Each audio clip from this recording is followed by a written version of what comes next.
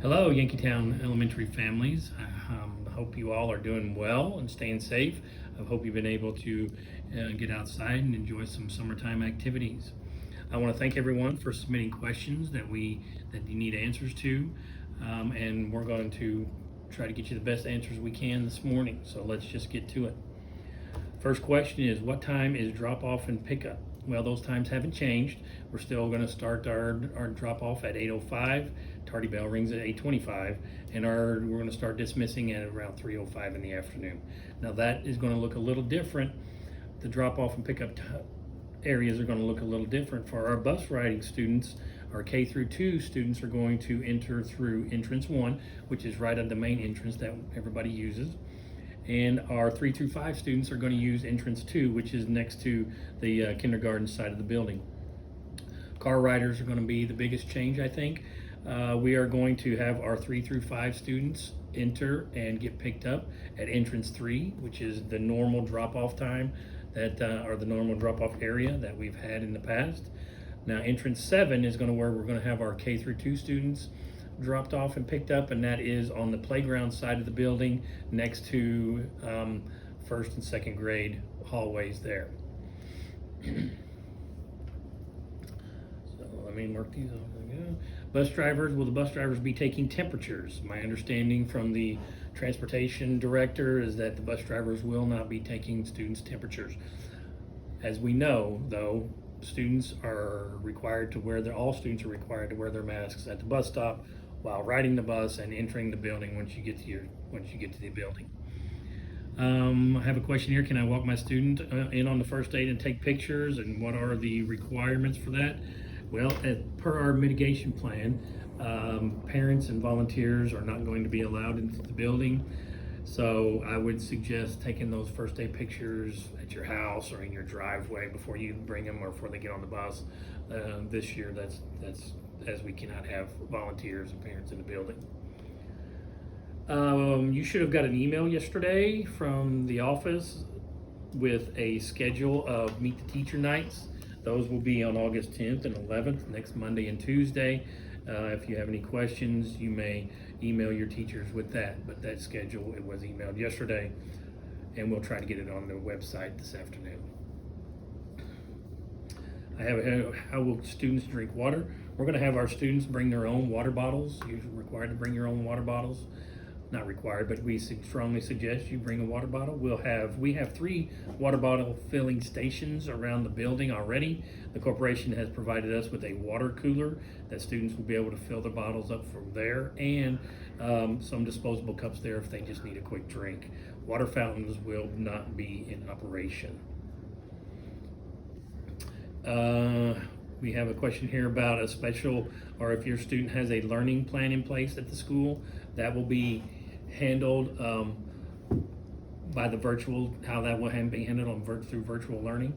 Those plans obviously will be shared with the virtual learning teacher, and by law they are required to follow those plans.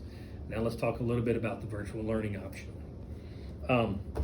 The corporation has put in place a virtual learning teacher for each grade level. So you may be a first grader at Yankeetown, but your teacher may be housed at Oakdale Elementary. But when you log into your first grade classroom, that virtual learner teacher will be the instructor for the first grade virtual learners. And you will get your lessons and activities and homework from that teacher as long as you are in the virtual learning option. I have another question here. If you decide to leave virtual learning and come back to school in person, or if all the schools are coming back in person, you will not have your same virtual teacher. You will be placed in the classroom in your grade level at that time. So you will not have your same virtual teacher. Will siblings be able to share laptops, Chromebooks throughout the day? At home, yes. We understand that not everybody has a device or needs to share devices, and that's perfectly okay. The virtual learning lessons will be videoed and recorded. So if you have a student in first grade and they need to do their virtual class in the morning, you'll be able to go back into the other students' classroom in the afternoon and view the video or the recorded video, and you'll be able to do your lesson that way. Another question is, if school gets closed again, how will this time be any different than the beginning or than the time in the spring? My understanding from the corporation, if school gets shut down again, or we have to send all the teachers, all the students home, the teachers are going to be coming into the school buildings, into their classroom with no students, and they'll be your virtual teacher at that point in time. Of course, we don't know how that's going to look just yet. We're not sure we will get shut down, but we will do the very best we can to provide the very best quality education that we can. And it will look, if we do go to that, those classrooms will look a lot like the virtual classrooms at the beginning if you start that way. So the teacher will be giving you the instruction. You'll have a block of time for language arts, a block of time for math, a block of time for science, a block of time for social studies in the morning. The afternoon will be for art and music, will be for small group instruction possibly, will be for to work on projects as a virtual class. It will also have, teachers will have what they're calling an office hours. So if you have questions about a lesson or how to do something that, how to do homework, the teachers will be available to answer your questions in the afternoon in the virtual learning, and if all the schools go virtual.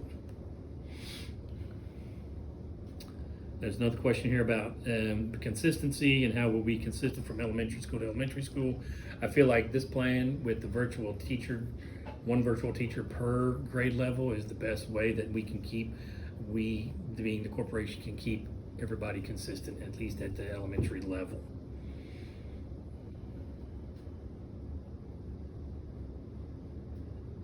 My next question is, what happens about if somebody tests positive in your classroom? Well, per the mitigation plan is that if a student tests positive in the classroom and you and other students have been within a 6 feet area of them for more than 15 minutes, you will be contacted and asked to quarantine from 10 to 14 days, whatever the mitigation plan tells us to do at that point. Same goes for if your teacher test positive, we will be contacted if your student has been within 6 feet for more than 15 minutes.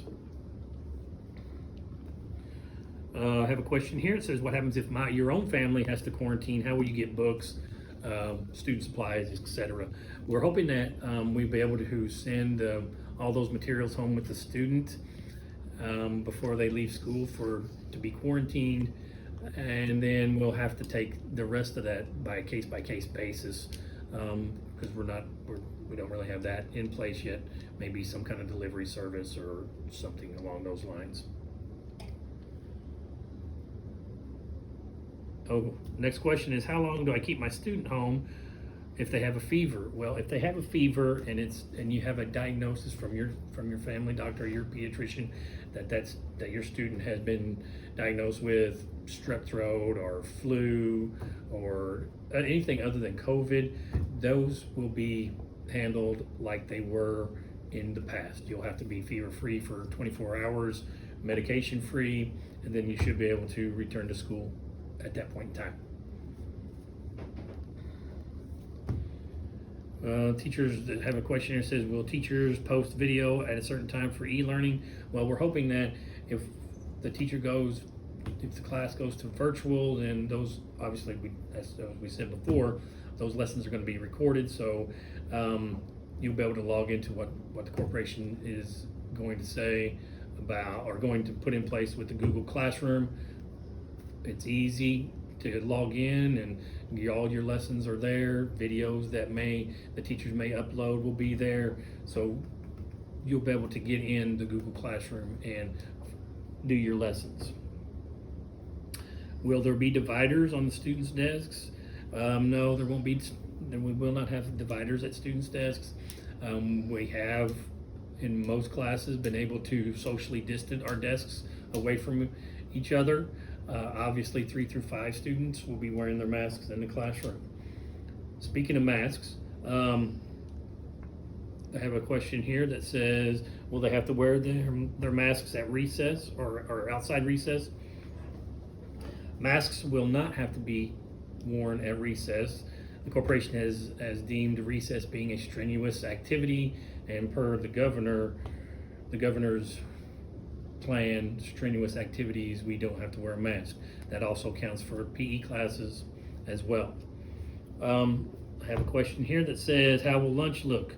Lunch is going to look a little different. We are going to stagger our lunch times a little bit by 15 minutes. That way we don't have a bunch of students in the cafeteria at one time. We are going to set one grade level in the cafeteria. The other grade level will be eating in the gym. We've set up tables in there, and we'll be able to socially distance our students at lunch in that manner. Are we still going to have art and music and PE? Well, we will still have PE classes. Teachers are coming up with lessons to keep us socially distant, and how to keep the PE equipment sanitized. Mrs. Pollock will still have her art and music. We've taken all the tables out of the art and music room. We've taken all the tables out of the library. And we've put student desks in so we can socially distance our students in those two areas. We also plan on splitting our our library classes with computers, with the computer lab. So we will try to put our classes half in the computer lab and half in the library one day a week, and then swap them later in the week so we can have fewer students and we're able to socially distance there as well. I have a question here about sending like a K-2 student coming to school and their parent wants them to be required to wear a mask. That's perfectly okay. Absolutely, we encourage that. Actually, it's actually strongly recommended that K-2 students wear a mask. It's not required at this time, but if you desire your student to wear a mask in K-2, then by all means send them with a mask. I do ask that you contact the teacher and let them know that you want your student to wear a mask at all times. That way they can ensure that happens throughout the day. Our virtual students, one last thing. We are going to have a date for you to pick up your classroom materials. You should be getting contacted with that date this afternoon or at the latest tomorrow afternoon. I think that's all the questions that I had for today. I appreciate if you have any more questions, please go to the website, the Warwick County website or the Yankeetown website. The mitigation plan, the reentry plan are both placed there. And if you have any more questions after you look through those items, please be sure to contact the school. I can tell you we're all ready for you guys to get back. We're excited, and we feel like this is going to be a good year. Thank you.